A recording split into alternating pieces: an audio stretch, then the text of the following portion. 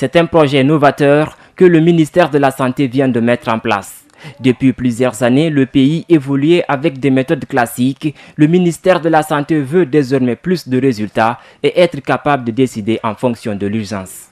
Cette plateforme dénommée DHIS2 vient combler quelques vides du système sanitaire guinéen en termes de collecte, de traitement, d'analyse et de diffusion des données. Si nous avons un outil qui nous permet désormais de corriger ces insuffisances, je pense que cela nous reconforte à plus d'un titre.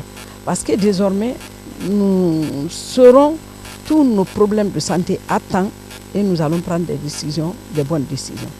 La Côte d'Ivoire, le Libéria, beaucoup de pays de la sous-région utilisent ces logiciels. Toutes les mesures sont prises pour s'assurer que les participants ont bien maîtrisé le logiciel. L'équipe du ministère de la Santé qui est là, appuyée par ses partenaires de mise en œuvre, va organiser ce qu'on appelle des supervisions formatives, donc où ils vont aller visiter tous ceux qui ont participé à la formation.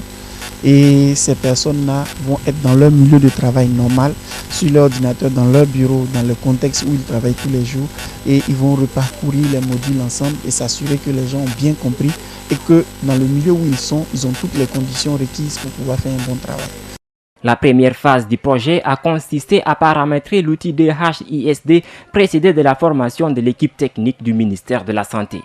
La mise en ligne de la plateforme sur un serveur national est effective. L'attente pour ce projet est immense. Nous pensons qu'après cette formation, nous allons corriger toutes les insuffisances liées à notre système d'information sanitaire, à commencer par la base jusqu'au sommet.